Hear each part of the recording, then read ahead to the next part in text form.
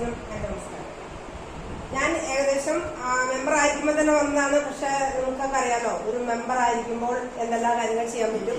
വാർഡിലെ പണികളുണ്ട്, അതുകൊണ്ട് അത്രയും പൂർണ്ണമായിട്ട് ലൈഫ് ചെയ്യാൻ പറ്റിയില്ല. അതോടൊപ്പം പാരന്റ്സ് ഉണ്ടായിരുന്നു.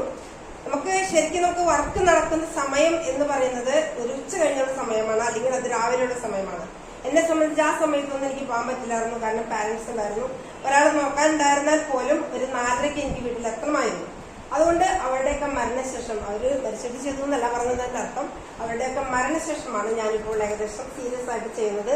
ഏകദേശം ഒരു 5 ലക്ഷം രൂപയോളം ഞാനിപ്പോൾ പുള്ളിയിലേക്ക് ചെയ്യുന്നുണ്ട്.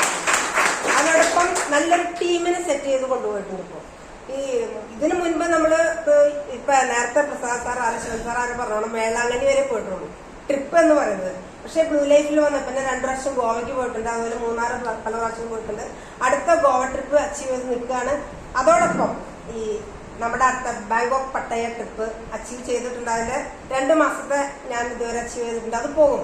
അതായത് നെടുമ്പാശ്ശേരിയിൽ നിന്ന് അങ്ങനെ ഒരു ഫ്ലൈറ്റ് പറക്കുന്നുണ്ടെങ്കിൽ അതിൽ ഞാനും എന്റെ ടീമുള്ള ആൾക്കാർ അത് ആ രീതിയിൽ നല്ല രീതിയിൽ പ്രവർത്തിച്ചുകൊണ്ട് പോകുന്നു. എല്ലാവരും അതുപോലെ നല്ല ടീമായിട്ട് നിന്ന് നല്ലോണം പ്രവർത്തിക്കുക, വിജയിക്കുക എന്ന് മാത്രം പറഞ്ഞുകൊണ്ട്.